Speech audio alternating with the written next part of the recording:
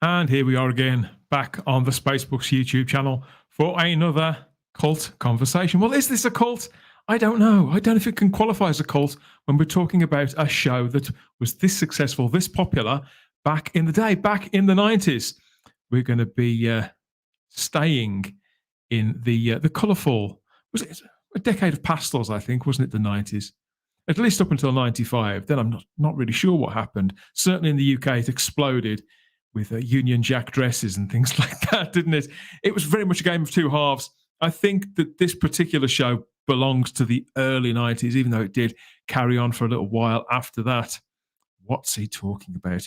Find out. If you've seen the thumbnail, hang on tight for more nonsense just from us. Welcome to the Spacebook channel, the best channel that you never heard of, where we talk about geeky pop culture most of the time, but pop culture generally, gradually reaching out into other dimensions, away from the Doctor Who's and the Star Treks and the Star Wars, off on tangents into other dimensions and other genres completely, as we are doing today. I do hope you find something of interest in our conversation, and as always, chip in if you can with your thoughts, your comments, your queries, whether you've seen the show or not. The idea is that this conversation will be accessible for absolutely anybody, because just like a couple of weeks ago when we talked about Dark Shadows, I'd never really seen this show. I'd seen a few of them, but it is largely completely new to me. So we're going to be poking and probing and flicking our way through another TV great.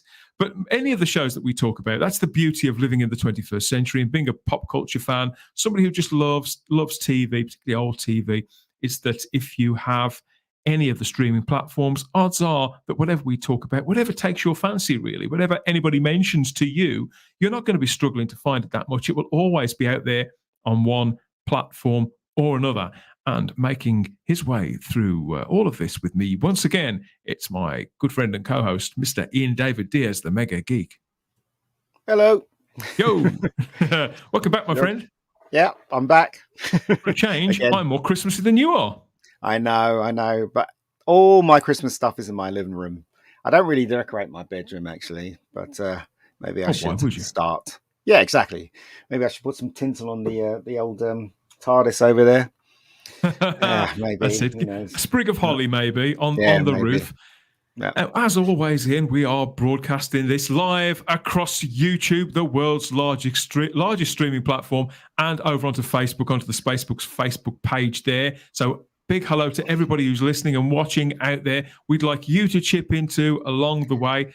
Various junctions. We're going to go back to the live chat and see what memories we're stirring up from you, or what interest that we managed to cultivate through our ramblings in the series that we're going to be talking about.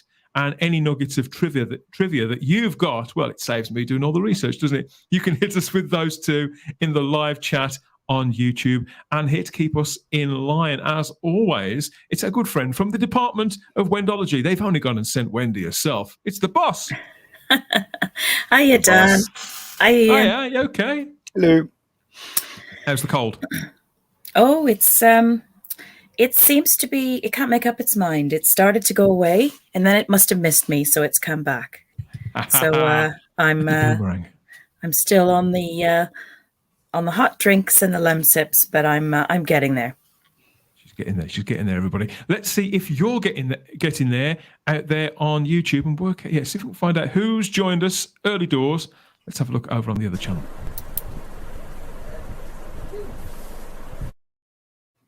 Oh, we've got Lord Thoth, who's here. He says, hi, everyone, as does Jonathan Cox. Afternoon, all, as we're broadcasting this. We've got the Mr. Brown's Alliance, who says that your background is giving me an acid flashback. Acid reflex. That's your problem, Mr. Brown. After all these years, we've got a hi there, Wendology from Lord Thoth. Oh, there are lots of people here. Hello, Lord Thoth.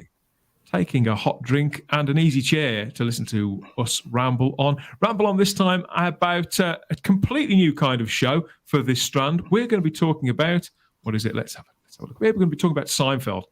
This is an American sitcom. God, I even struggle to use the word sitcom when I'm talking about this. hugely popular, ran from 1989 all the way up to 1998, and it made stars really of everybody that was on screen, the 4 principal actors. There'll be more about that as we go along, as well as one person in particular who was the co-creator of the show. So it kind of made a start of 5 people, really. But this series, I think it's almost become eclipsed by its own legend.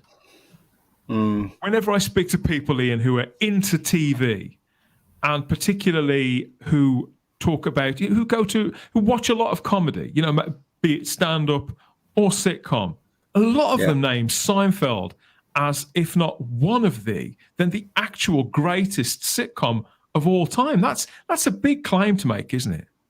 It is. I mean, it's a good show, but I was never really into it. I'd watch it when it's on, and I did. As I said, I didn't get it at first, but there was one episode that suddenly it just clicked with me, and I started watching it. And I do laugh a lot when I. But it's a very unique show because also it's very unique for America because if you think about it, they were all really horrible people. From Jerry straight through to Kramer they were terrible people. They're absolutely awful people. Their flaws are very obvious from the beginning, aren't they? This isn't the cast of Friends where everybody's sort of exactly. Yeah, it's not like Friends at all. It has a very unique. Basically, it looks at situations, the ludicrousy of a situation. It could be a small situation or a big situation. It could be relationships. It could be about a thing, like the wallet. Episode with the wallet, which I found hilarious, or it could be about a person, it could be about how someone's treating someone. So that's basically what the show is about. They say the show is about nothing. It's not really about nothing. It's about all those kind of things, and they turn those things on its head, and that's what makes the show unique. It wasn't about love or friendship to a degree where it gets sickly. Basically, it was about 4 people that were really selfish, that were really, when you look carefully, they were horrible people, but they were funny, basically. Yeah, that's just in the few that I've seen, I don't buy the idea that this is a show about nothing either. I think it's about, excuse me, I think it's about people. I think it's about people at a very particular point in their lives. Yeah. And I think it's probably quite timeless as well, but it's about living an almost solitary existence, but humans being how we are, we tend to reach out to other people. And even if we haven't got our actual family around us, Wendy, we tend to fashion other people into our extended family almost. A friend circle becomes like a family. I think that's what we see here. Yes. This show was so huge. When I was working in New York, and rightly so. I mean, it really became such a mirror of what life was like for people who lived in a big city. And I didn't work in New York City per se. I worked in one of the suburbs of Manhattan, but it captured very well the tone of the city. It's an intense city. You're not going to it's not a place where people are going to hold doors for you. You are going to have a little bit of an edge to you to survive there. It's a great show for that. And I think if you spend time in New York City, or particularly at that time, it's kind of a timeless experience of city living. And one of the reasons why I think that they enjoy each other as a group, even with all of their foibles and their idiosyncrasies, is because once you find your group and your people, they just become your family, your extended family. Yeah. And in the city, you're either in or you're out. There's no, and if you're in, you'd basically just die of boredom if you didn't have friends that could come around and sort of keep you entertained and have a laugh, and also commiserate about from how you're talking life. I mean, is it really a case that there are some people who they could live in a place like that, in a city like that, for a number of years and still feel and still be kind of outsiders? Absolutely. Absolutely. It can be, I suppose, like any big city, a bit cruel. So if you don't learn to stand up for yourself, be a little bit outspoken at times, you will sort of get run into the ground to some extent. That isn't to say that you should be a jerk. And then definitely, as Ian said, some of the characters just act like absolute jerks at times. But at the same time, well, most of the time they do. Yeah. Yeah. They're very familiar. Sort of, what's the word? Icons. I think they're modern archetypes, these characters in this. I mean, I remember hearing about it for years and years and years, but in this country, it was the kind of show that aired in the small hours. Yeah. On cable channels. It was a very much a cult interest thing, something that a few people were in the know about and would speak in a very coded way about, and everybody else was completely excluded. I wouldn't say it seemed impenetrable, but it seemed like almost this sort of secret thing. And the impression I'm getting from speaking to you, and now as the world has become a kind of smaller place, so we talk to one another from across the world all the time, don't we? And compare notes on TV all the time. The impression I get is that this was a huge mainstream hit show. It certainly was in New York, and it was the show to watch. And I remember I was probably in my early 20s when that was going, when it started. And I can remember being in work, and it was just everybody would talk about it. You'd come into work the next day. It was a bit like the Game of Thrones things, even though it was nothing to do with it's not the same genre, but it was the same fervor. Same with The Walking Dead when that started. Everybody would be talking about it the following morning. It's when TV used to be TV, right? The jokes would be flying, and the buzz lines and the buzzwords really quotable would become part of your lexicon for everyday life. And what you said, Dan, earlier was, I agree. It isn't a show about nothing, but I think it's a show about what goes on in between. In other words, it's the little things that we do. It's doing our laundry. It's, noticing a quirk about someone, or it's having a neighbor come around to raid your fridge and wants a sandwich. And I was reading up on Seinfeld on the wiki page earlier, and I did notice that Cosmo Kramer was actually apparently based on an actual neighbor of Larry David's when he was in his early comedic career, or when he was a student. So there are people like that. Drawn from somewhere. It's sort of drawn from somewhere.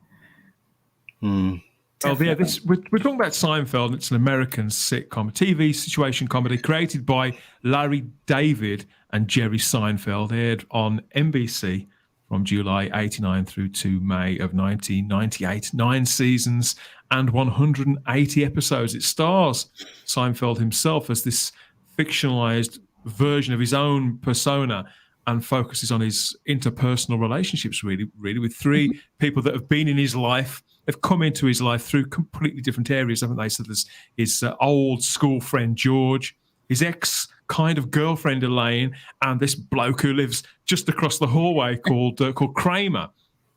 So it's kind of, as you say, I mean, we all have people like this enter our lives from wildly different areas. And I mean, I was watching, because we've watched 3 episodes all in all, sort of, to talk about it today.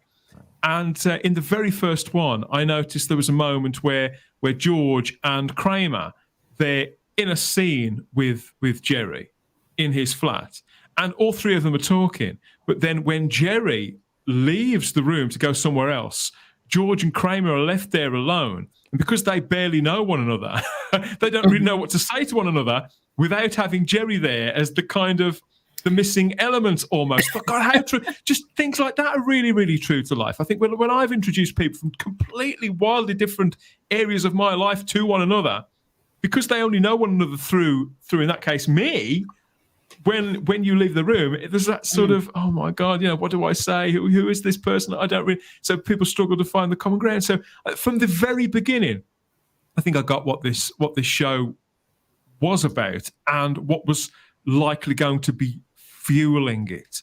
As I understand it, Jerry Seinfeld had been a stand-up comedian for a fair few years in the run-up to this, right the way through the 80s.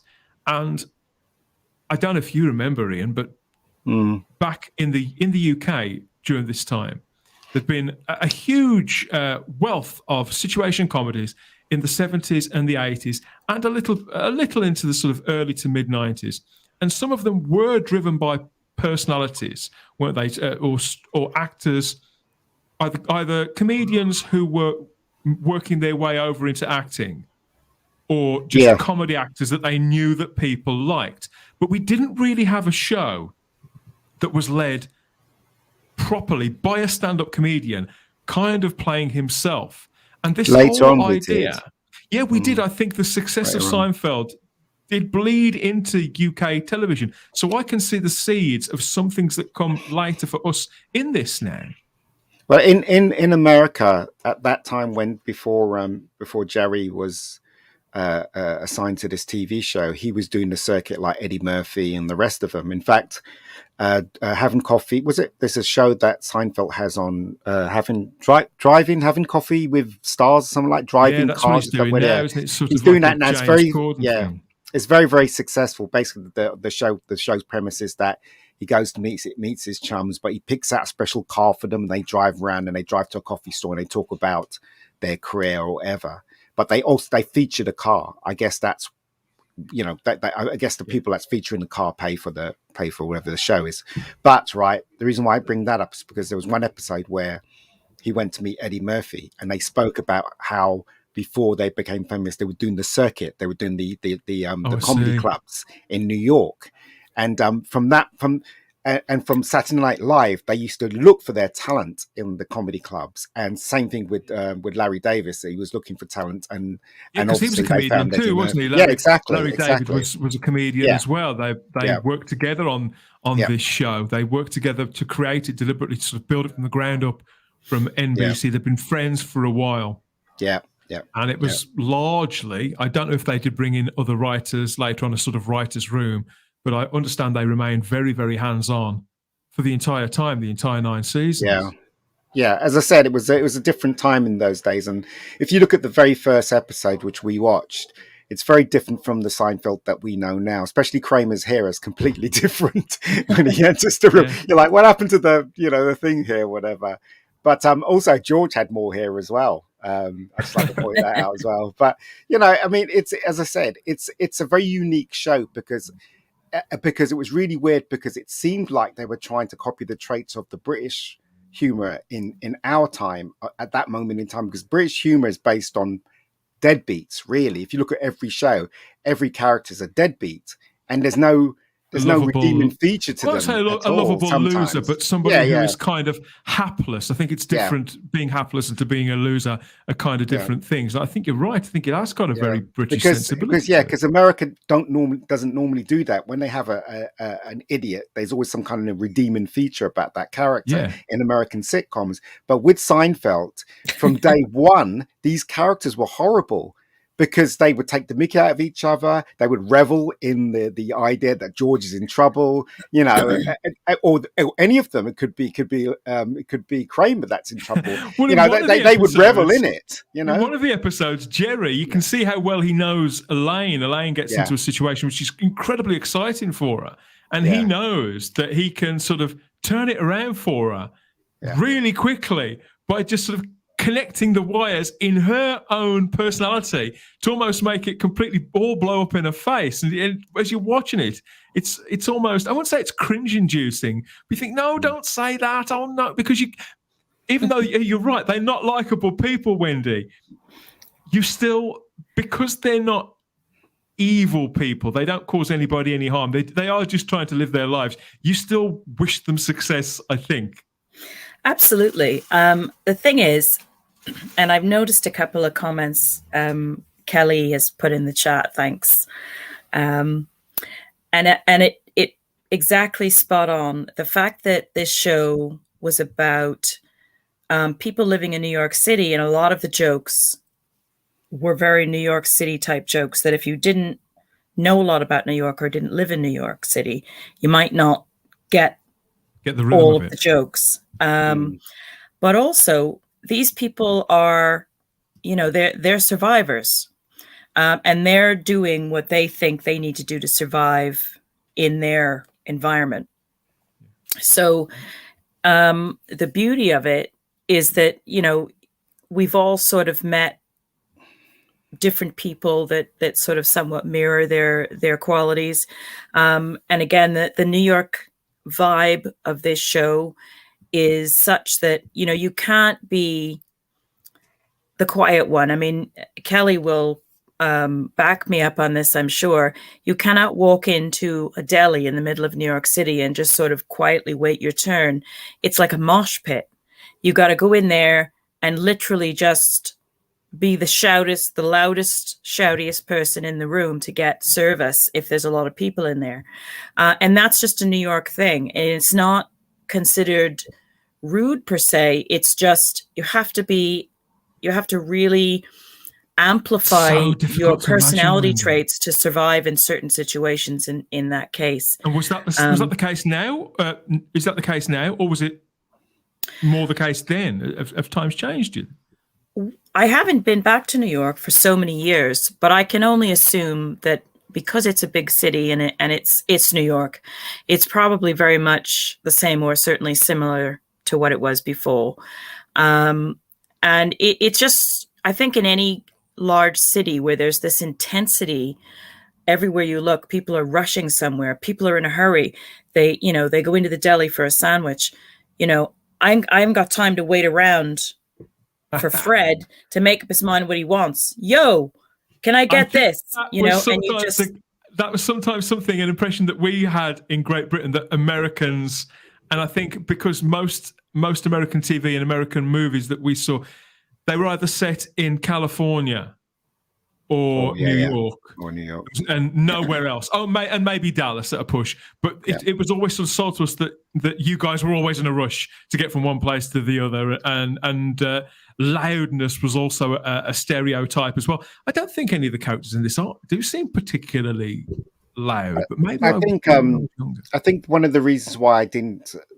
In fact, I think I laugh more at when they're talking about things, when they observe things, more so than when it's a New York thing, because obviously, when I was watching it, I didn't know New York at all. I do know New York now, but I didn't know it then. And that's why it took me a long time to get into it. I remember my brother was because my brother lives in Canada, and he was telling me about Seinfeld. He said, I watched this show, it's really funny. And I watched like one episode and I thought it wasn't funny at all. I didn't get it. And it was one episode about a certain thing that suddenly I clicked with the humor.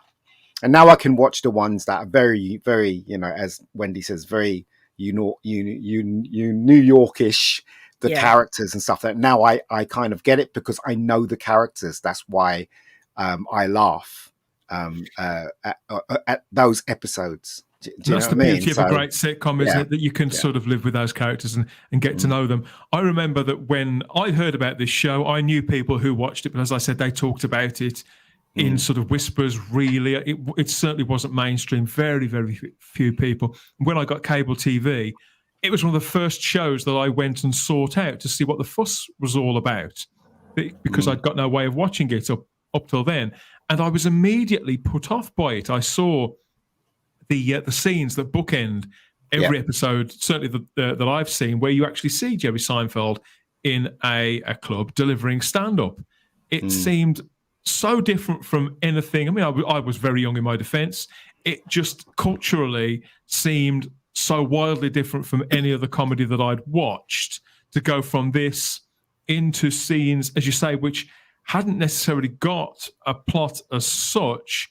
I just couldn't find the groove with it at all. And I didn't look at it again for 10, 12 years. I bought season 1 on DVD back when DVD started to become a thing and box sets became a thing. So I've only ever seen season 1, about half of season 2 before. And then I hadn't looked at it in the intervening years until until now. So it's kind of like coming to a show fresh. But yeah, this kind of setup to be interesting. I mean, firstly, for a character to be playing himself. Right, a version of himself, isn't it? Yeah. And to be narrating almost the story, to be bookending it like that. I just found it so strange. And yet, American comedy, right the way back to the 50s, there was, even this is called Seinfeld. You've got the Dick Van Dyke Show, you've got the Mary Tyler Moore Show, the Phil Silvers Show. It was a tradition, wasn't it? It was an established way but this is very different, though, wasn't it, Dan? This show was very different from the show previous. I can see why it was subverting an American television type. But I think to us in the UK, it was almost like two, maybe even three waves of subversion of a format of television entertainment, of the sitcom that we thought we knew and that the boundaries are so tight on. This kind of blows a lot of them completely off their hinges, really. Yeah, you mean Britain, if you look at the British sitcoms, it was always about family, right? Terry and June, Only Fools and Horses, the BBC. Funny enough, I've just bought Terry and June on DVD. Every episode.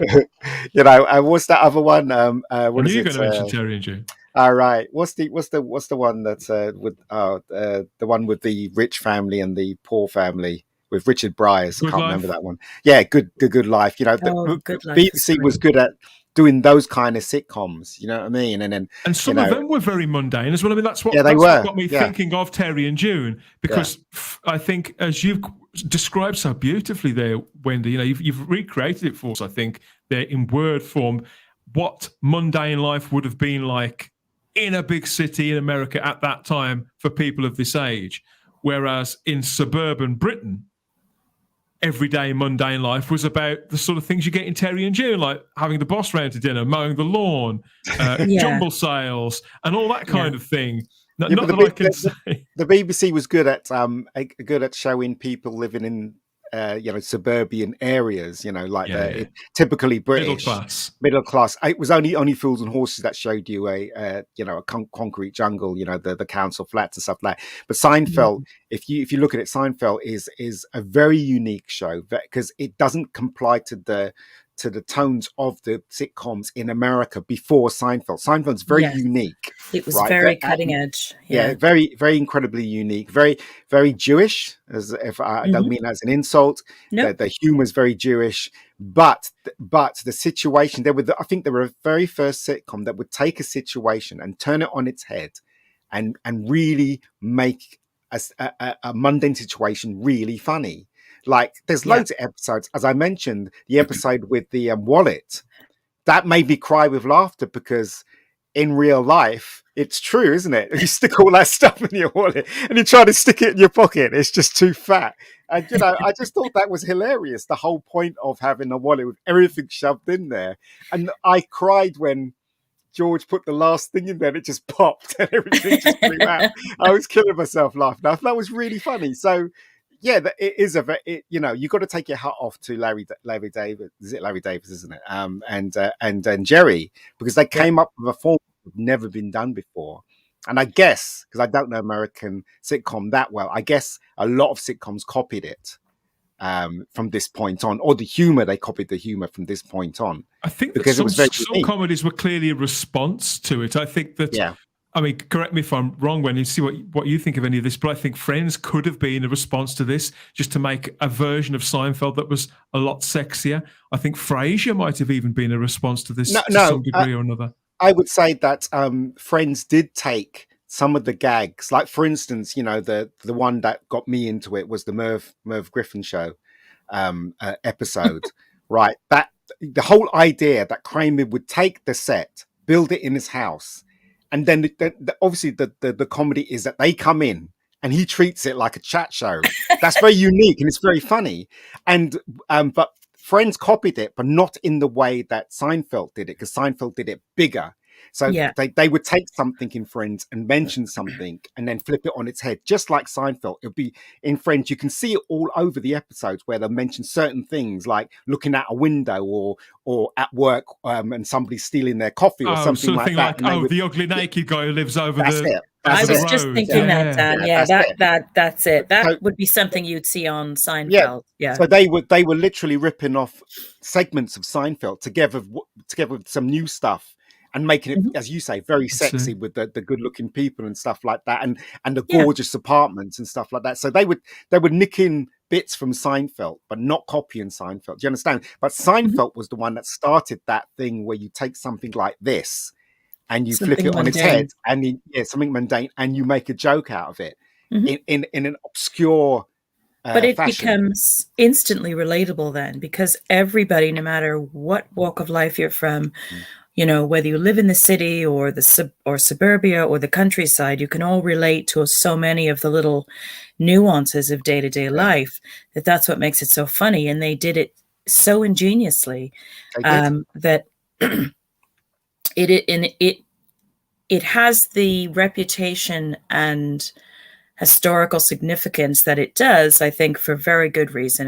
And I think it was, I was just reading, it was considered, I think, the highest ranked television series of all time, next to The Sopranos, which of course came much, much later on. So that means before that, I mean, it was the reigning champion. I mean, give you an example, right? If people don't understand what I'm saying, especially British people. So there's this scene in one of the episodes where George runs over pigeons, right? So he runs over pigeons and his girlfriend's horrified. But he was driving his car, right? But the pigeons wouldn't move, so he ran over them, right? But he was saying, look, that's not the rule in life. If you run towards a pigeon, the pigeon will fly away. Do you know what I mean? The pigeon's not going to let you catch it. So why is these pigeons that I'm bumping into change the rules? Why are they just allowing me to run over it or step on it? And there was a bit in the park which made me laugh, is where he walked up to the pigeon. He was convinced they were going to go away, and he stepped on it, and he literally killed the pigeon. So that's what I'm saying. They took something that's mundane, something that in everyday life, where if you did run to a pigeon, it would fly off. But they flipped it on its head, and that was the unique humor that Seinfeld had. Yeah. You know? Exactly. And there was one episode about these two women in the ladies' room, and I think Elaine she'd run out of toilet paper in her stall, and she'd asked very politely for the woman in the other stall, could she hand her some toilet paper under the stall? And the woman said very sort of coldly, she said, I can't spare a square. You know, and that became a real buzz phrase as well. And it was such a funny episode. But again, it was evidencing the fact that there aren't many times that you're going to encounter people in New York City or in any big city, really, that are going to be friendly to you. Because in New York City, to give you an example, I think of why these characters were very edgy and actually came over as very obnoxious at times, is because I learned this because I'd grown up in the countryside. And when I started going into Manhattan with a friend of mine whose family had a business there, she would have to sort of show me the ropes a little bit, because I'd be trying to hold the doors for people. I'd be, smiling at people on the pavement, as I was walking down, if somebody made eye contact with me. And the rule was make no eye contact with anybody. Don't smile at anybody. Don't talk to anybody that tries to talk to you, because 99.9% of the time they want something from you. They're trying to rob you. They're crazy. They're drunk. They're on drugs. You just don't know. So you become a kind of a harder person, personality-wise, I think, to some extent. Not necessarily a bad person, but just somebody who can look after themselves and who isn't going to be a pushover. Isn't it? And I suppose, depending on the kind of person that you are, you would respond to that kind of environment, that kind of culture in a different way. I mean, we're talking about Elaine. She's quite a sort of sarcastic, on the surface, quite an angry character. But I think that's one of those things that's largely on the exterior. I think underneath, she's somebody who is kind of still a little bit intimidated by adult life and continues to make sort of these really choices. I don't know. Gives into her own neurosis. And you got somebody like George who has. You can George see is the funniest. You can see that I think he's probably my favourite character. Yeah, he's my favourite character. You can see he's been around quite a lot. He's got this world weariness about him, and this neurotic side too, which he just cannot keep remotely in check. You can't control it. I think you get that. I think him and Jerry are two sides of the same.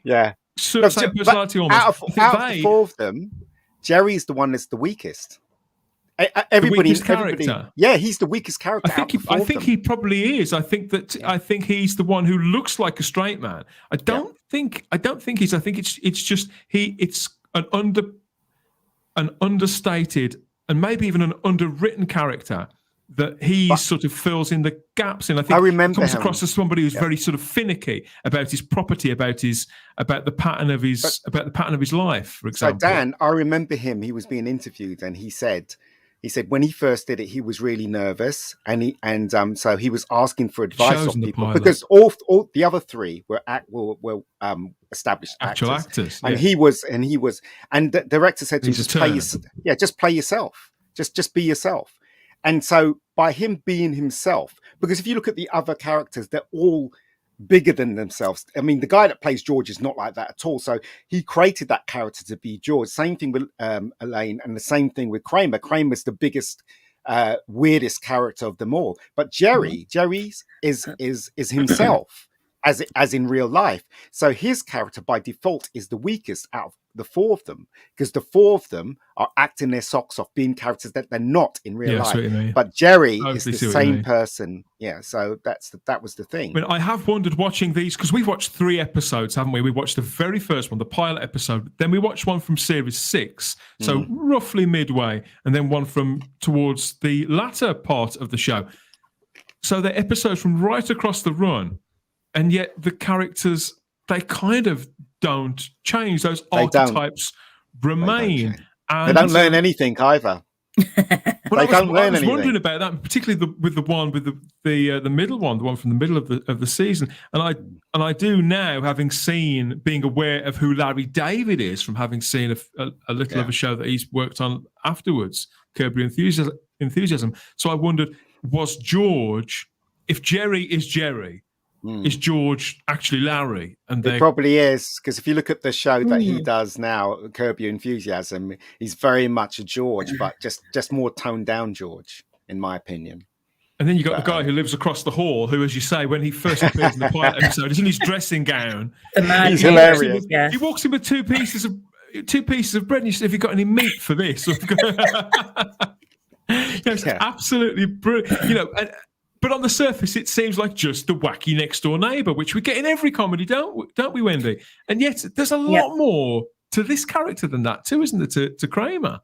Oh, yeah. I mean, Kramer becomes an absolute movie star in this. I mean, he becomes such a popular character because he's essentially no particular job most of the time. He's usually just sort of flying by the seat of his trousers. And he's living off his neighbor, and yet he seems to have this this incredible luck of, even though he comes up with a lot of harebrained schemes, he comes up with schemes that actually make him money for a little while, and then they eventually fail, and then he's on to something else. But he's sort of this incredibly lucky individual. He's the only one of the 4 of them that is fearless. He is, and that's it. He is fearlessly himself, and that's sort of the lesson, I think, is where if you look at a character like George, he is so uptight and so stressed all the time by the littlest things, that they're like complete opposites. Kramer doesn't even worry about anything, sometimes to a fault, but many times he's very physical, isn't he? He's the happier because he just doesn't care. He's a very physical comedian. Like, I remember the episode where I think he was wearing trousers and they said, "You never wear jeans," and he went up to Jerry and he went, "Right, I'm going to buy a pair of jeans," and he went and he got these pair of jeans. He couldn't even sit down. There was a scene in it where Jerry was trying to make him sit down and he just couldn't, because he's a very physical actor. And so that's the thing about I can't remember the real guy's name who plays Kramer, but Michael Richards. All right, yeah. But every time you see him on screen, especially when he comes through that door, it's a very physical thing he does when he comes through the door. And if you remember anyone from Seinfeld, it's always Kramer. Kramer is the thing of the Fantastic Four. He's the he's the you know what I mean? He's basically the person that you focus on when you talk about groups. He's Rick Mail and the Young Ones. That's right. All those things. Yeah. And until I actually sat and watched the show, when I'd seen clips of it, I assumed that he was Seinfeld because, as you say, he's the one that's sort of all eyes on. I mean, I'm just speaking as the guy who, even though I saw season 1, whenever it was, 15, 20 years ago, I count myself as being somebody who's only seen 3 or 4 episodes of this, so I don't really know what I'm talking about. I'm just sort of identifying what I've latched onto. If anybody out there, if either of you watched all 180 of these, or anybody out there listening or watching, maybe what I'm saying is wildly off base, I don't know. But the impression that I do get from watching these 3 is that the Kramer, Elaine, George, and Jerry that I meet in the pilot, although Elaine's not in the pilot, that I meet back then on day 1, at the end of season 9, they are almost exactly the same. And it reminded me of, I was trying to think earlier on about this, and then it struck me, these kind of archetypes, what it is, it's like a grown-up, adult version of the closest I can think of a sitcom version of a strip cartoon like Peanuts, like The World of Charlie Brown, where Lucy is the bossy one, Linus is the neurotic one, Charlie is the straight man almost. You've got the tomboy character. Do you see what I mean about Absolutely, that? And I don't think that's a British thing either. I think that's the same in strip cartoons generally. When I think about the strip cartoons in British newspapers too, comedy things like The Perishers, or even stuff like George and Lynn. Do you remember those, Ian? Where they, I think they were in the day in the Sunday Mirror. It was a man and a woman who were always naked.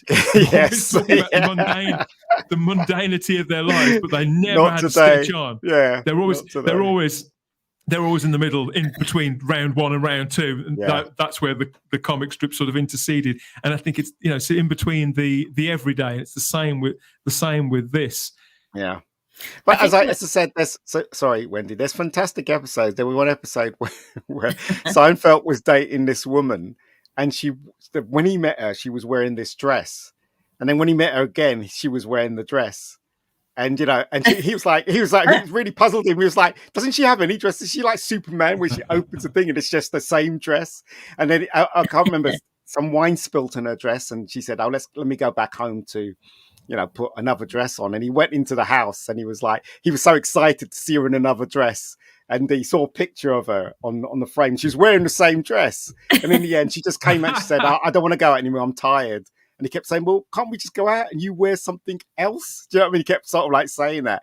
As I said, the humor is very unique. It takes a mundane thing. It takes something that you never notice and throws it in your face and turns it upside down. And that's why, for me anyway, that's why Seinfeld works perfectly as a sitcom and as a comedy. I know sitcoms are comedy, but I'm just saying it's a very unique kind of comedy. And it started off this thing where you see something and you flip it on its head and you make it into a comedy. And that's absolutely have to see some more of this. Before we talk too much about the episodes that we have watched, let's go and check in with everybody who's tuned in on the other channel, watching and listening along to our various observations.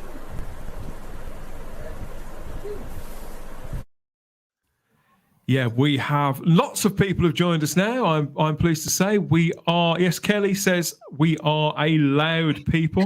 About totally agree. A confessional here. What else have we got? The Keith Hernandez episode is hilarious. So see, this is the kind of thing we talk about this show. It's almost like it's in code. I particularly love the one he does with Matthew Broderick.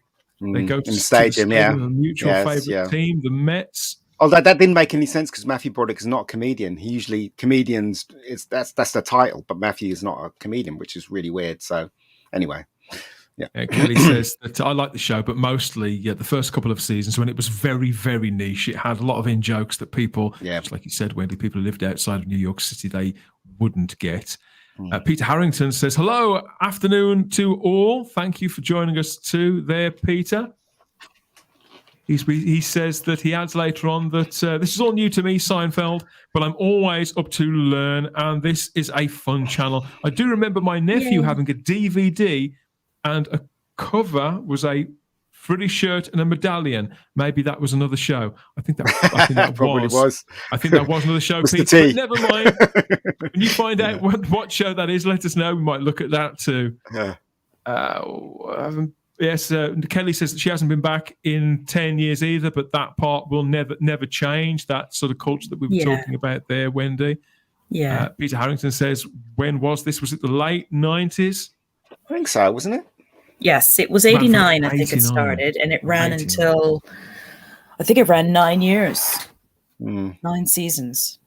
Yeah. Apparently that they get the good life over there too, Ian, but it's called Good Neighbors there in the States. Wow. Yeah. And as you say, a lot of American humor. You mentioned this, Ian. A lot of American humor is Jewish, adds Kelly again. It is. Some of our biggest comedians have been Jewish. A good friend of ours, the rabbi from another planet, he talks a lot about being very, very Jewy. And I have never really been able to pinpoint what is Jewy comedy and what isn't. I know that I can't stand Mel Brooks because we did have a joke, he did joke with me the once that I was anti-Semitic because I didn't like Mel Brooks. What was that film? Blazing Saddles. It looks awful. If you watch Woody Allen, that's the humor. Between us that I don't get Jew comedy. But I quite like Woody Allen though, Ian. But I'm saying if you look at Woody Allen films, that is the Jewish humor. It's basically based on a lot of their culture and a lot of talking that ends up in something that's quite funny. So it's I don't know how to describe it. That's how I describe it. Yeah. And there's a very large population of people of Jewish descent, and in New York City as well. So it's just very much the norm. I mean, companies that I worked for, many people were Jewish, and I learned so much about the culture. I learned, I had, I worked for some fantastic firms, and it's just fascinating, and it really expands your horizons quite a bit. Yeah. The one thing when I was in New York last, the one thing I did notice is when you're walking down the road, or sidewalk as you guys call it, they don't part for you. So if they're coming towards you, you'll think they move to the side, but they won't. They'll just keep coming, and you have to move to the side. And that's the kind of thing that I noticed when I was out there. But generally, the people are really nice. I found them really nice in New York. Yeah, there is a pattern of life that is all about, I'm here and I need to get over there. Yeah. And I'm going to get there whichever way I can, and if that means walking over you, then I'm going to get, because I got to get there between. Parts of Great Britain are like that, to be fair. Yeah. Well, we held up, me and my sister, I was in New York with my sister, and we held a taxi. Taxi drove up, 2 people climbed in and stole our taxi. And somebody said to me, that's New York for you. I'm like, yeah, that's common. You do have to be the loudest one in the room sometimes, or on the curb, to get attention. And you have to be willing to literally step into traffic if there's other people around that you think might nab your cab. You do. And I've had to do it. I learned over the years, spending weekends and things in Manhattan with my friend and her family.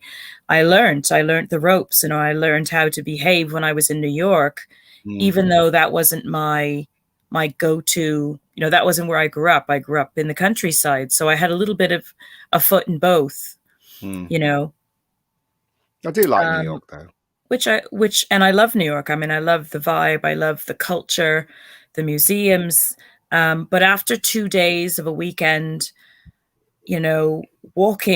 constantly walking everywhere, and the intensity and the smells and the, having to sort of shut down that country, internal country hick that I am, I was tired. So I was sort of happy to go back home. So it allowed me to enjoy New York City in a way, I think, rather than if I lived there, it becomes quite... It was not too much bother for me because I live in London, and London's kind of mirrors New York, but New York is bigger.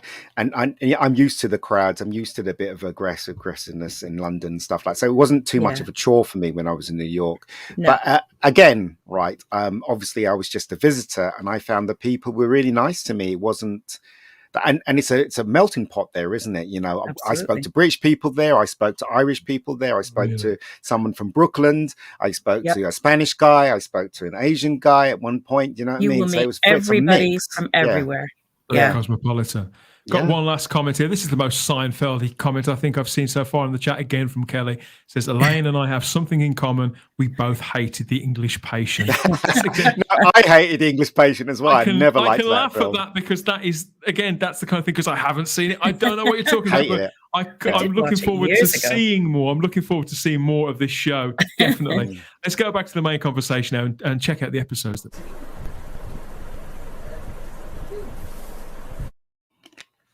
Okay, so we started it with the pilot episode to Seinfeld from 1989. Only stars George, Kramer, and Jerry in this. There's no Elaine at all, and that really surprised me. But it didn't. It didn't throw me off. I think it starts really strong, and probably quite traditional. I thought that lady was. It looks like she was going to be a standard fixture in the show, but she wasn't. Now, when you say the lady, are you talking about the waitress or the woman who flies in to stay with? Yes, it was very good. Exactly what I thought. I did wonder, and I was going to ask you guys, having seen so much of it, is that diner a place that they go to regularly in the show? Does the waitress become a recurring feature? No, not as far as I remember. Lines in that. She did. She's brilliant in that. When George says, he calls her by her first name. He says, "Oh, you're a woman." And she's, what gave it away? What gave it away, yeah. Great stuff. Absolutely brilliant. But I love how Kramer just breezes in his dressing gown, takes his place on the... It's all... You know exactly who they are and what the setup is within 3 or 4 minutes of this. And for a show that is so oblique and so hard, it has this sort of reputation for being a bit like smoke that you can't pin it down. I found this actually quite cozy and familiar. Maybe it's because comedy has come so far since we now have comedy that's not funny. And maybe I was just relieved that this was funny and the characters were really, really strong. And they hit that sweet spot between being, as you said, Ian, perhaps not the nicest of people. With the way that Jerry behaves in this, his whole dilemma that he's in when this woman is flying in to the city is she going to spend the night with him or isn't she? So he gets a bed on standby, and George is sort of coaching him through. You'll know what her intentions are. George was spot on, wasn't he? Yeah. But he says you'll know what her intentions are by the way that she shakes your hand and hugs you and all this. The things that he was saying, they weren't wrong. They're sort of as true today as they were then. But of course, she completely throws him off. Well, that's it. She does. She completely. She was mean to him, wasn't she? It wasn't Seinfeld that was mean to her. She was mean to him. I don't know whether I reckon she did it deliberately, personally. Of course, she did. To take advantage of who's the predator and who's the prey. Yeah, exactly. And he is, and he says at one point in this that it's a game, and how do you know? And if you don't play it as a game, then how do you know if you're winning or not? I thought, God, that's so clever. That and I think maybe that's why I didn't like this when I was 18, because now, I've had several rounds of being single, and I'm in the dating circuit, so I recognise a lot of this, and I've also had. People who'll drop in at my home in a state of where they're barely dressed and sort of make themselves at home, whatever I'm doing. So I've all these aspects to life now, things that I recognise in a more sort of conventional way. That's it. I think when we're younger, the views can seem a bit cynical, but it's about people who've sort of been out, experiencing things for a long time, or even in their 30s, they've gone around the block a few times by then, usually. And they have, and again, the amount of people that would have come through that diner where that waitress was, you would have to be, you would have to have a very hard shell like she does to deal with that many people, because there are people that, that come in that are just absolute jerks. And then there are people that are just annoying, and she clearly sort of perceives George as annoying, as the fact that he was fussing about the coffee, and he put the hand over the mug and he said, how do you know which one is the decaf? Because there's no band, because the pot's always had like a different color band for the decaf. And she kind of looks at him as if to say, did you really just ask me that question?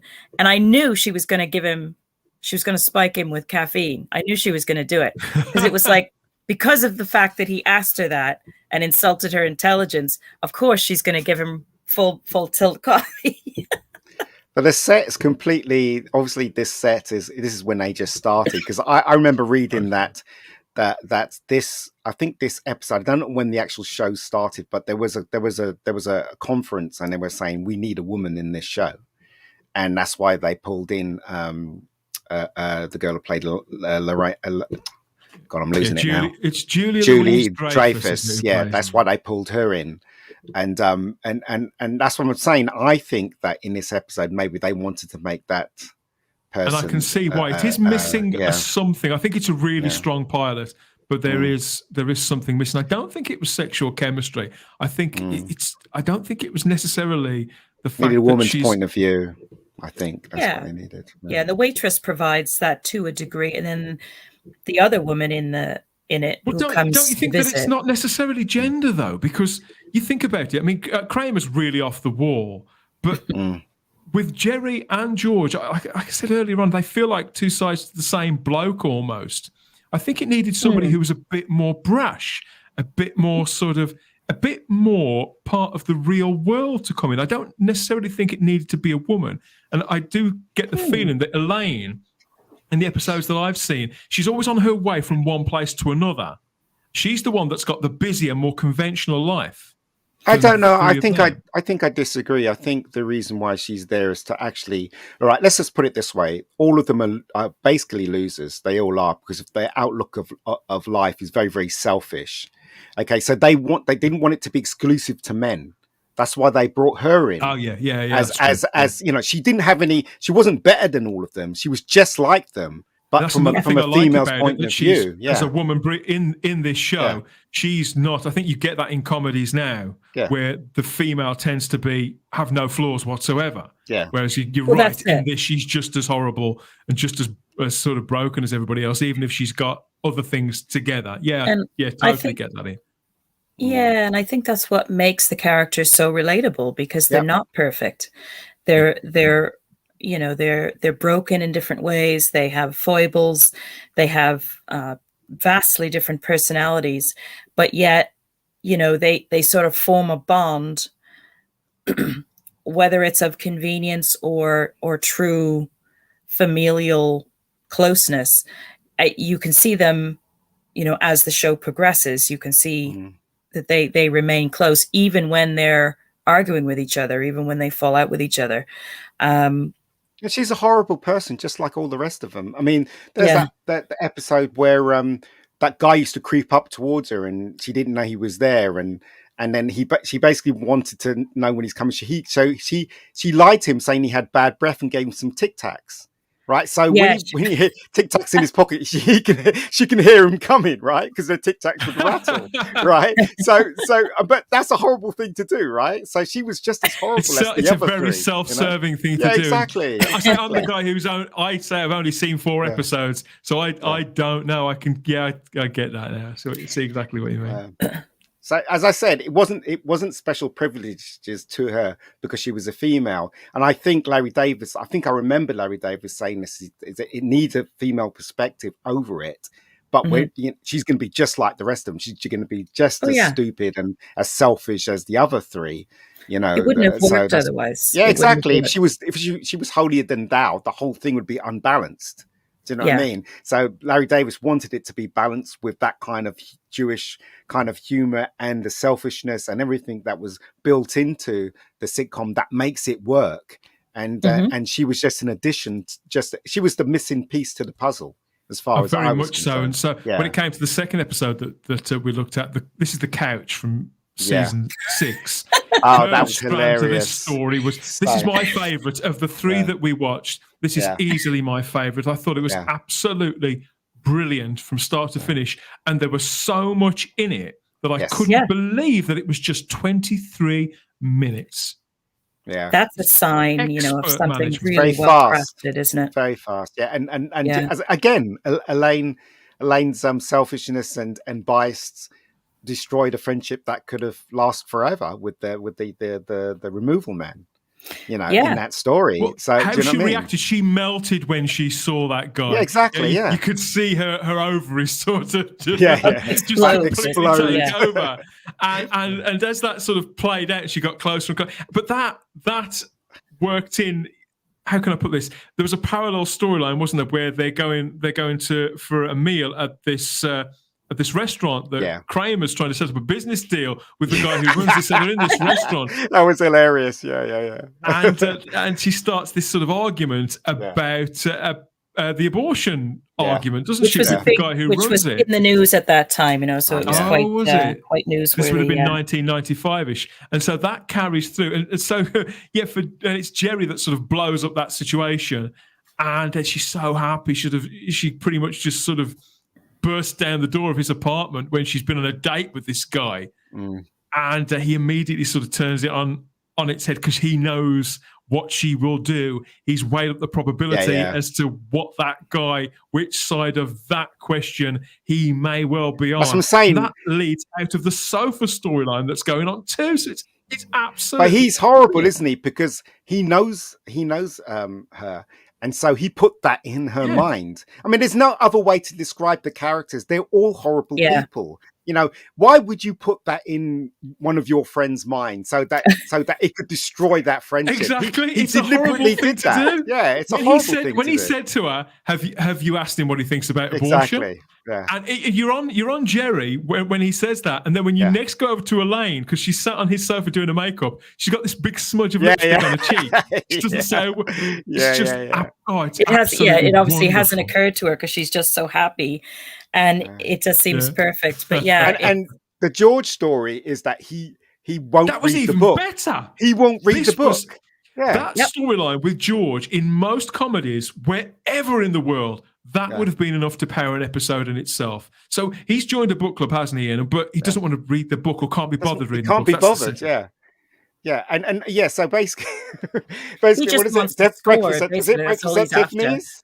Is it Breakfast at Tiffany's by Truman Capote, isn't it? The episodes even make me laugh now. He tries to find out who has the video because he goes to the Blockbuster Video and tries to rent it out, but somebody's rented it out and his family's rented it out, so he persuades them to watch it with them. But when he's there, he's really rude. He's like, we got his popcorn, expecting them to have food. Yeah. I know, he's dreadful.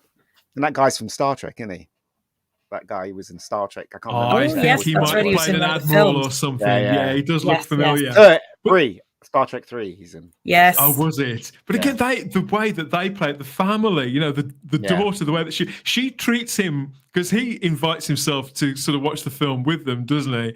And he's there, he's got snacks on the go, he's sort of made himself comfortable with a cushion under his arm, like he's at home. And she treats him like the interloper, like a pesky little brother or something. Yeah. But not only that, but when the wife comes in from work, and he has the nerve to shush her because he doesn't want anybody to talk while they're watching it. But you know what? The genius of this episode is that it follows on. So after this episode, there's an episode where George has a new boss and he's black. And so he makes a slight saying that he looks like Sugar Ray Leonard, and everybody thinks he's a racist. So he goes out of the way because Jerry says to him, "Well, you haven't got any black friends, have you?" And he goes, "Yes, I have." And then he thinks he hasn't. So he tries to make friends with all these black people he comes across, and it was failing. Then he goes back to that family to try and make friends with them.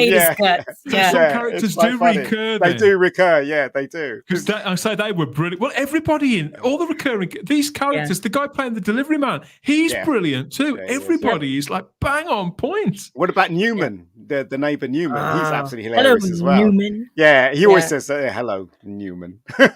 He's like his arch enemy, Yeah. Oh, okay. So that's just like with Dark Shadows we talked about a few shows ago. I've got to watch more of these. If this is an average example, because we happened upon this episode by accident, didn't we, when we were talking about which ones to watch? If this is just the average standard of quality of this show, I have to see all 180 of these because it was brilliant. It is. It's really well worth watching as many episodes as you find yourself enjoying, Dan, because they're so good. They're so tight. They're so well written, acted, and again, it's like 20 minutes, and everything is just crammed flows in. And just is crammed in, but it's all.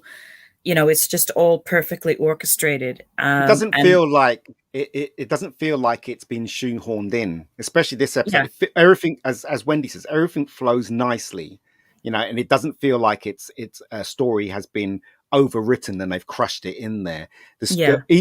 Those three stories just have enough pages and enough length to make it work within those 28 minutes.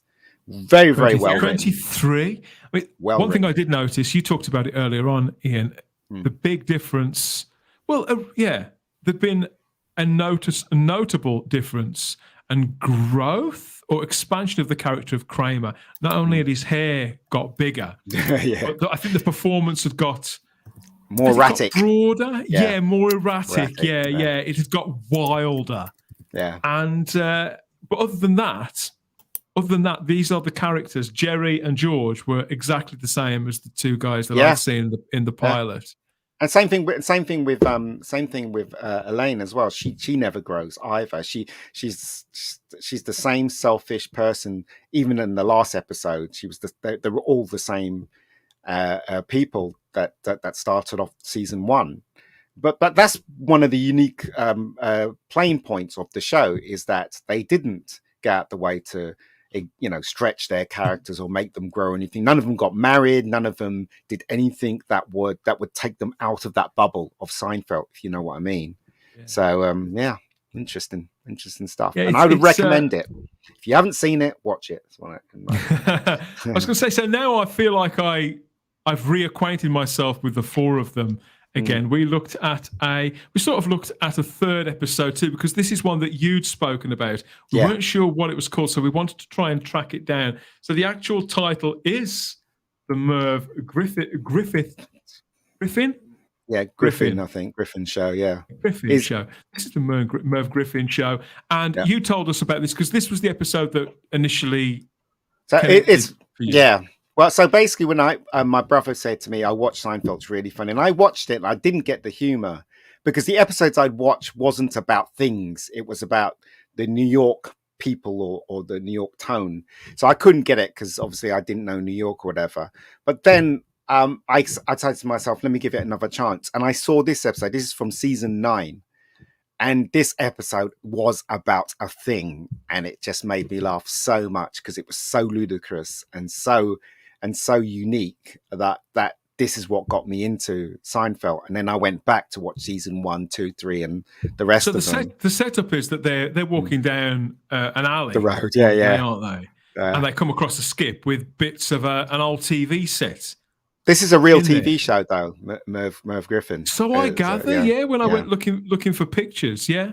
Go on, sorry. Go on. You explain. They go to the skip, and because the show has been cancelled, they find all the sets and the seats and everything. And Kramer decides to take them. Obviously, Jerry doesn't want anything to do with it. But the gag is that when Jerry comes to visit Kramer in his home, the set's built like that, and the gag is that he treats them like they're a guest on a show. So he puts him to sit down and he goes, well, how's it going, Jerry? Like a TV show. And that just made me cry with laughter. He's got the cue cards, he's got the blazer and the absolutely funny. The matching sort of tie and handkerchief set. He's got the full chat show kind of persona on, hasn't he? And the thing is, I remember the Merv Griffin Show because I grew up watching that as well. That was the hugely popular talk show. And he just had everything. He had the mannerisms down and he had that sort of sort of talk show host attitude, and he had the tone of it down perfectly.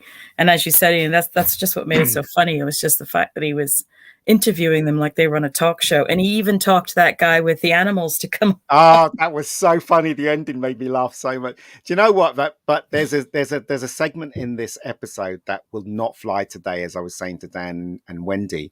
So basically, the side story in this is Jerry meets this girl and goes to her house, and she has all these toys, these old toys on her shelf, but they're worth a lot of money. And so he sees a G.I. Joe, which we call them action men over here. He sees one and he says, "Oh, it's really good. You know, can I play with it?" And she goes, "No, you can't play with it because it's worth a lot of money. You're not supposed to touch it or anything." And while he's kissing her, he's like eyeing up the toy. And so in the story, she asked him she's getting a bit of a headache. She goes, "Go to the cabinet and get me some pills." And he reads both of them. And there's one where it doesn't make you drowsy, and there's another that makes you drowsy. So he thinks, and he gives her the one that makes her drowsy. So she falls asleep. When you think about it. Yeah, and he plays with the toy. Now, the reason why I say it won't fly today is because they do it several times in this episode. So he tells George that, they've got all these toys, and George goes, "Oh, you got to invite me, and then they drug her again so that they can play with the toys. And at the ending, Elaine says, "What? They got so-and-so?" And then the gag at the ending, obviously, she's asleep because she's been drugged, and they're all playing with the toys and stuff. So today that wouldn't fly, because drugging a woman to take advantage of them is not a good thing. Yes. It's not a good thing. Yes, so, of toys, yeah. So but reluctant even to joke about. Yeah, exactly. Yeah, it's very fierce. It's very fierce comedy. And again, it does come across as very vicious at times, very sort of, very harsh. But I think the fierceness of the jokes and the comedy were quite, they were a good match for the tone of the times and of the intensity, of the characters themselves, But it just goes to show they're horrible people, because even though you're laughing and stuff, that when you look carefully at what they do and what they say and how they treat each other, as I said, the last episode, was a lot of people complained about the last episode because of what happened. I won't give it away. It's one of those shows that people complain about for years afterwards. I wouldn't give it away, but the way I see it is they deserved it. They deserved what happened in that last episode. It's very controversial. Very controversial last episode, Given the fact that we've looked at these three episodes, the Merv Griffin show, the couch, and the pilot, are they generally pretty good examples of what Seinfeld did week by week by week across the full 9 years? Is this a good sampler, do you guys think? Yeah, I think so. What do you think, Wendy? Say again, what? Tell me again, Dan. Sorry, I was reading three episodes. Do these three episodes represent a good sample of what the entire show is like? So if I've enjoyed all three of these, would I therefore enjoy the show? And would the people who are listening and watching? I think these have been a very good sampling, because they've shown the types of adventures, if you will, that the different characters experience in their day-to-day life. It sort of demonstrates their personalities very well. So you have an idea of how they are going to be with each other, as well as with other characters that are brought in different episodes and things like that. And it literally does get funnier and funnier. There's always episodes that might, that might not resonate as much as others, depending upon who's watching. Yeah. But I think there's an episode with Kramer where he swears that he's seen Joe DiMaggio in New York City at a diner. Ian knows the one I mean. And he's absolutely obsessed, and he's boasting to Jerry and George, how he's seen Joe. Oh, it couldn't have been him, So he says, "I'll prove it," and he he's just going to make a complete disaster of it. And he goes in and he starts banging on the table like a lunatic. He just starts going, woo, and banging on the table, making noise to see if he can get the guy to turn around so he can be absolutely sure it's Joe DiMaggio, And for some reason or other, that particular episode just struck me so funny that I was in work one day, and I worked at a law firm, and there was a gentleman that worked there as an attorney who was very quiet, very soft-spoken. And I don't know how we got on the subject, but we were sort of sat having lunch almost in dead silence, because it was, he was just a very quiet individual. And all of a sudden we started to talk about Seinfeld, and that episode must have been the one that had been on the night before. And as we started to talk about the episode, all of a sudden he was like a different person. He was howling with laughter. So much so that one of the partners actually came out of his office and looked around the corner at the both of us and just sort of sighed and went, yeah, and just walked back in his office, because it was just such an unusual sound, to hear this raucous laughter coming. It has produced one of these Seen It DVD games that you see. I think only shows with that kind of dense, if not mythology around them, but their own language. And obviously, I think you have to have clocked up a serious number of episodes to create have a Seen It game created around you. But it does definitely seem like the kind of show that people would challenge their friends, loved ones, and co-workers as to who had the most knowledge about this show. It'd be quite a fun thing to do. That I completely get that. And as with a lot of genius shows, well, just recently we've heard about a Frasier reunion that's coming, a whole season reuniting the cast of Frasier. What, really? I heard it was only him in it. No, it is. As far as I know, it'll be him, his brother, and Daphne. The three principals. Niles is back in it as well, as far as I'm aware. I could be wrong, but so that's happening. We've just had Dexter's come back. I don't know if that's going to be like a one-off season or if they'll do some more. The X-Files has done that. Yeah. So, obviously, inevitably, the question has been asked of Jerry Seinfeld himself. Jerry's now 67. Is Seinfeld going to come back? So they have put the question to him. God, but it's bad news. It's bad news, everybody. There he is. Jerry Seinfeld, bad news. He says 67 years old. He has shut down rumours of a possible revival of Seinfeld. I agree, He says, because obviously it's all available now to watch on Netflix, but he says there's absolutely nothing going on. So not even a reunion like we're getting with we've had with Friends, hadn't we, earlier in the year, and there's a Harry Potter one coming up. So he says that he's cautioned that there's a possibility that the cast wouldn't be as good in a reunion setting, and said that he was content with the show they produced originally during that 9-season run, saying, I think we did a good job. So who are we argue with that? They did, and also he's still funny. You watch that show, comedians driving cars and having coffee. I think that's what it's called. That. He's still funny. The guy's still funny, and and the comedians he teams up with is a revelation. Obviously, they talk about the old days and stuff like that, and the guy's still got it as far as I'm concerned. Seems like a very nice fella as well. But as I said, right, if you haven't seen this show, you should give it a shot. It's for British people, it's an acquired taste, but there are some genius episodes in this. There's one episode where Kramer was driving a car. He was test driving a car, and he kept going. He wanted to see how far he can go with a small amount of petrol, and he just kept going and going. And I thought that was genius. At the ending, where he was with the guy and he was saying, let's keep going, and that's how it ended. They kept going. So, there's some fantastic genius episodes in Seinfeld. But as I said, it is an acquired taste for British people.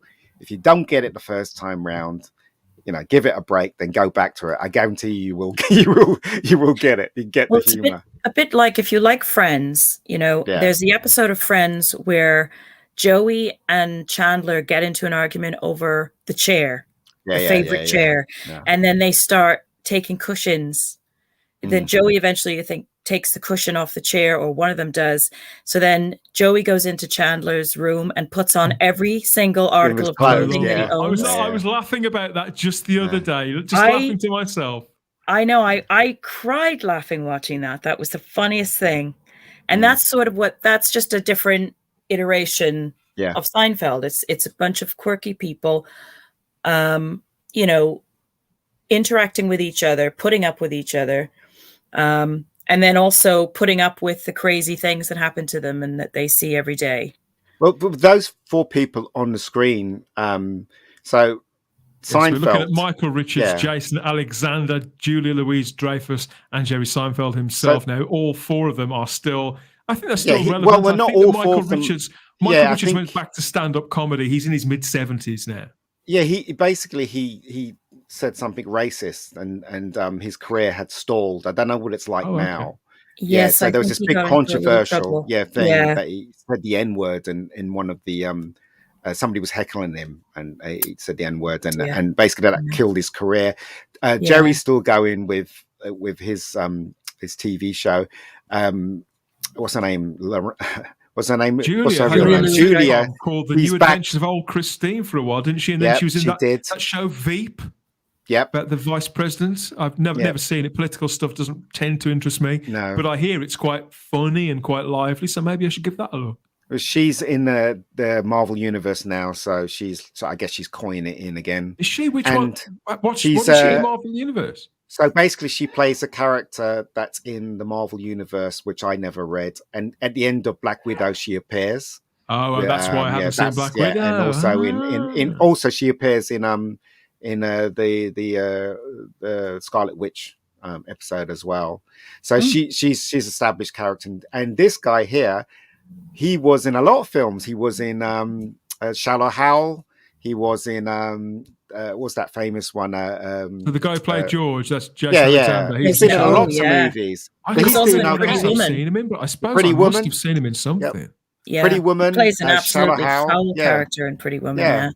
And he's been in lots of movies. So the only one that's not really doing well is the guy who played Kramer. But I don't know about his career. It stalled at one point because of the racist slur that he said. He went on some chat show and apologized, but I think his career was still stalled after that. But I just hope that people make mistakes, right? So, Yeah, absolutely. So of course, Larry David has become a star in his own right. Also in his mid-70s now, with a long-running show that he's the star and writer of. That could be one to talk about another day, but you're not going to get Larry David mixed up with anybody else, are you? No. No, he's very distinctive. Yeah, he is, and he's doing very well as far as I can tell, and also his humor is very funny. And as I said, you guys should give this a shot if you haven't heard of it. In my opinion, it's one of the funniest sitcoms ever made. Seriously, mine too. I mean, these are incredibly talented people, actors, comedians, who just bring all of that skill set to bear on these roles. And again, I don't think it would have gained the popularity that it did in the States back when it went out the first time, had it not really had something going for it. But as Kelly mentioned earlier, it is a bit it's a bit niche in terms of its connection with New York City. So I think you'll get more out of it if you've, if you have spent any time in any big city, really, is somewhat similar. And New York in particular has a very sort of, a very bespoke energy about it. So it's clearly got something that's does travel and translate because nearly 1998. So God, it's been 23 years since the show wrapped up, and it's consistently ranked amongst the very best TV shows ever made from publications such as Rolling Stone, TV Guide, Entertainment Weekly. The Writers Guild of America, Ian, voted it the number 2 best written TV show of all time, all genres. Yeah. They placed it second only to The Sopranos, which I also haven't seen. So it is the Writers Guild of America. That's pretty big. That's a big vote of confidence. Well, I mean, the most important thing is the audience, really, and the audience came back time and time again. I mean, was how many seasons? 6 seasons? I can't remember. 9 seasons. So the audience came back. So they had a winning formula. But it is true that it's one of the best sitcoms written. I mean, because it was very unique for its time. And as I said, you can see the influence that show had in other sitcoms, Friends included, and over here as well with Lee Mack's show. He does certain things. I think you're right. I think Not Going Out is definitely influenced by this. That's been running for sadly way longer, and it's arguably outstayed its welcome. Let's talk about the audience. Yes, we'd be nothing without our audience too. The people who are listening and watching along. Let's see what the people in the live chat channel have to say.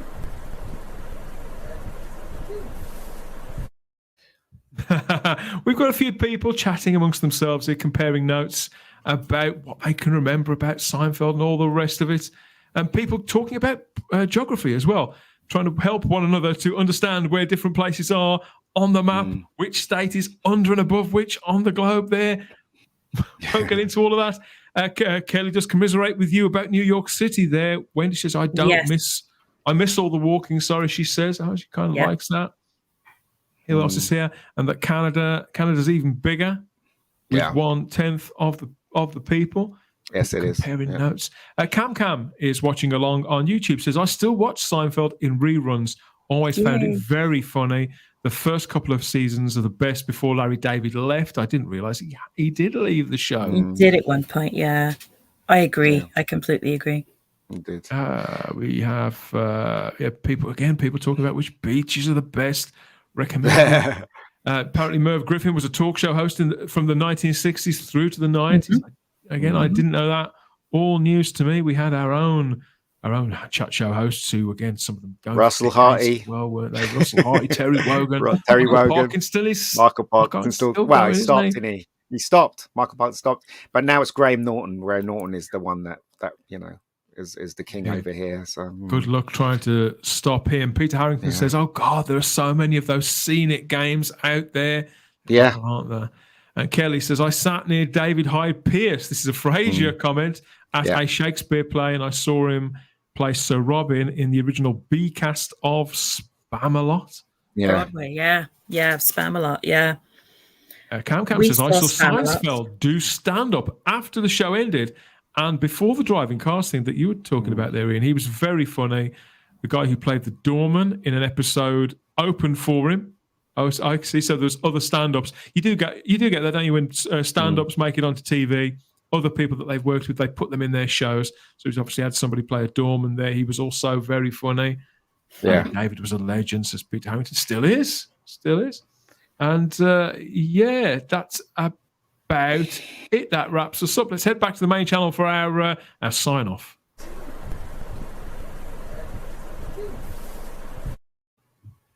Yeah, that was an absolute joy to go back to this show. I'm definitely going. In fact, I think I'm going to have to hit up Amazon to find out, is there a complete box set? How cheap is it? There is.